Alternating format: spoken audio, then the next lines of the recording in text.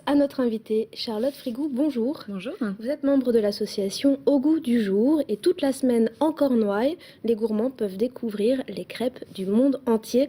Alors comme ça, les crêpes ne sont pas uniquement bretonnes. Et non, désolée.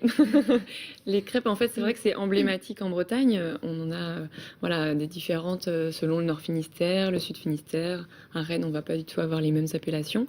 Mais on avait envie de voir un petit peu autour de nous et se rendre compte en fait que les crêpes, il y en a partout dans le monde entier, que ce soit en Asie, en Afrique, en Amérique. Elles se déclinent sous différentes formes et puis de types de cuisson et types de farine. Alors justement, de la Colombie à l'Espagne, en passant par le Maroc, le Japon, la Russie, la Chine, à quelle sauce se mangent les crêpes dans le monde entier ? Alors ça, moi, je ne vais pas vous donner toutes les clés. Par contre, elles se mangent autant sucrées que salées. Parfois, elles se font au four. Parfois, elles se font dans une poêle, sur une bilique aussi. Après, voilà. C'est des Épaisseur, farines qui diffèrent, des farines qui diffèrent, des épaisseurs, des types de cuisson, et puis les assaisonnements, les accommodations. Voilà. Donc, c'est très différent de nos crêpes qu'on connaît en Bretagne.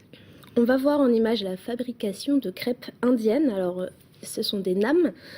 Paraît-il que les Indiens mangent des crêpes tout au long de la journée. C'est des crêpes salées avec une consistance sucrée. Est-ce que les crêpes sont aussi le reflet de différences culturelles finalement ? Complètement, complètement. C'est vrai que dans certains pays, comme dans l'Inde, on utilise la crêpe en fait comme le pain on pourrait utiliser en France. En fait, c'est la base.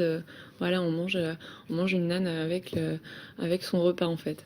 Et comment expliquer que les crêpes soient si bien implantées dans le territoire mondial ?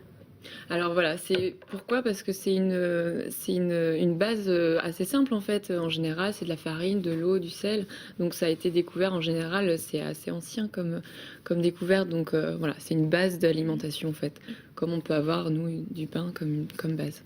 On dit que c'est le pain du pauvre parfois. Oui, bah tout simplement, voilà.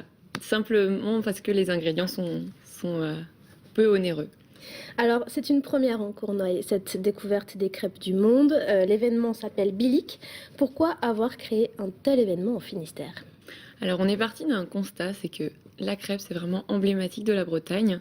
Un peu plus du Finistère, c'est vrai. Faut pas être chauvin, mais bon, on est vraiment fiers de notre crêpe. Donc, l'idée, c'était de la mettre à l'honneur. C'est vrai qu'on en parle beaucoup aux touristes, mais ils savent pas trop finalement ce que c'est. Et puis, les différences au sein de la Bretagne, vraiment, c'est important d'en parler parce qu'on n'est pas forcément sensibilisé à ça. Et puis, voilà, voir aussi autour de nous ce qui se passe. Et la bilic pourrait être le point commun entre toutes ces variétés de crêpes du monde. C'est ça, vous disiez tout à l'heure que finalement, Oui, aux tout à quatre coins fait. du monde, on utilise une bilic qui est finalement cette C'est pierre. possible en fait. Cette Rampouz plaque. exporte ses bilics un peu partout et notamment la communauté turque qui est bien implantée à Quimper utilise la bilic pour faire ses propres crêpes. En fait, elle s'est adaptée à un outil qui est à la base breton pour faire ses crêpes de sa culture en fait. Et qui a-t-il au programme cette semaine Alors cette semaine, on fait des animations en fait partout en Cornouailles sur l'alimentation, plus précisément en fait, on est sur un sujet un peu plus large. On va parler des 5 sens, du beurre, on va parler du patrimoine breton. Et donc on est un peu partout dans certaines villes. C'est des animations qui sont destinées au grand public et aux scolaires. Et puis après, il y a un point fort vraiment sur les crêpes du monde ce week-end au Chapeau Rouge à Quimper, où là, on va pouvoir vraiment découvrir ces crêpes, les déguster, voilà, en discuter directement avec les différentes personnes qui seront présentes et puis faire des ateliers un peu pour découvrir les cultures qu'il y a autour. Et donc dégustation, il y a des ateliers cuisine pour les enfants également ? Oui, voilà, bien sûr, les enfants sont conviés. Il y aura des ateliers cuisine pour découvrir les crêpes bretonnes. Et puis, il y aura l'histoire de la crêpe qui sera dictée par Patrick Hervé, par exemple. Il y a un concours de crêpes amateurs d'organiser.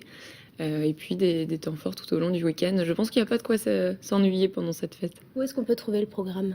Alors le programme, on peut le trouver sur le site internet de Yalis.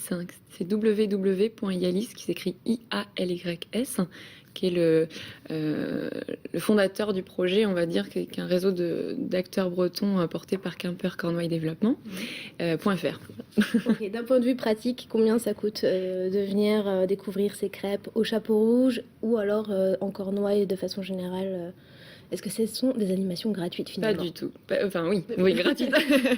Tout à fait. Oui, elles sont gratuites. Voilà, l'idée c'était d'ouvrir à tout le monde. Dès qu'il y a quelque chose de payant, c'est vrai que ça peut freiner pour venir. Donc là, l'idée c'est que c'est gratuit.